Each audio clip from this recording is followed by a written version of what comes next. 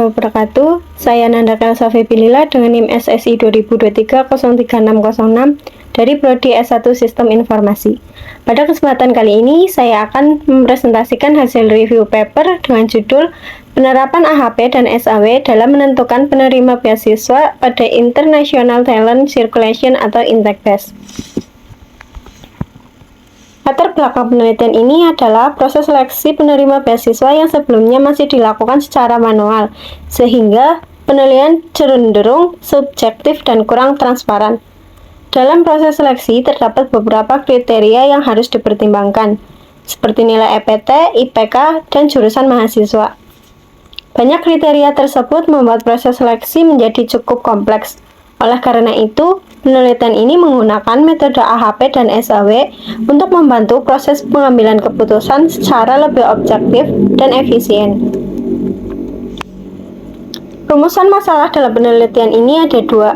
Pertama, bagaimana penerapan metode AHP dan SAW dalam proses seleksi penerima beasiswa.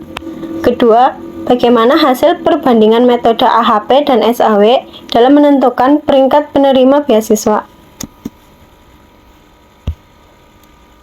Penelitian ini dibatasi pada penggunaan metode AHP dan SAW dengan sampel sebanyak 8 mahasiswa. Kriteria yang digunakan meliputi IPK, EPT, dan jurusan. Penelitian ini juga hanya berfokus pada simulasi sistem pendukung keputusan. Tujuan penelitian ini adalah menerapkan metode AHP dan SAW dalam proses seleksi penerima beasiswa serta membandingkan hasil kedua metode tersebut dalam menentukan peringkat penerima beasiswa. Selanjutnya ada subjek dan objek penelitian.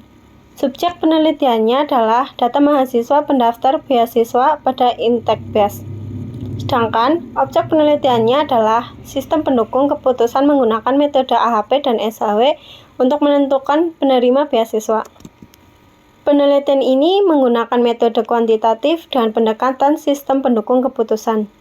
Data diperoleh melalui observasi dan wawancara.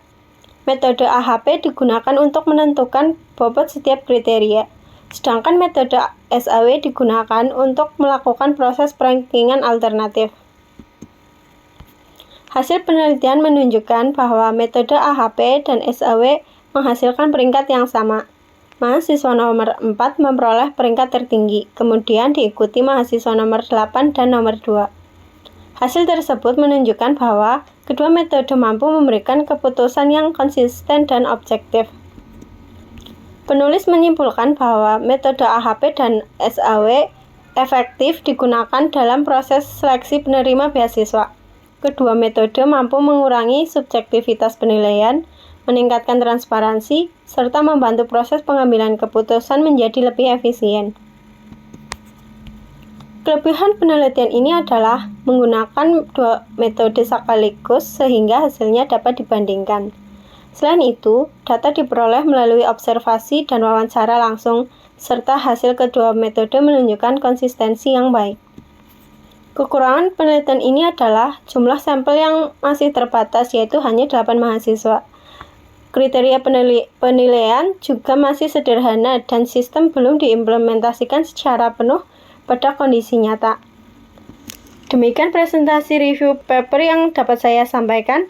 Mohon maaf apabila terdapat kekurangan dalam penyampaian. Terima kasih atas perhatiannya. Wassalamualaikum warahmatullahi wabarakatuh.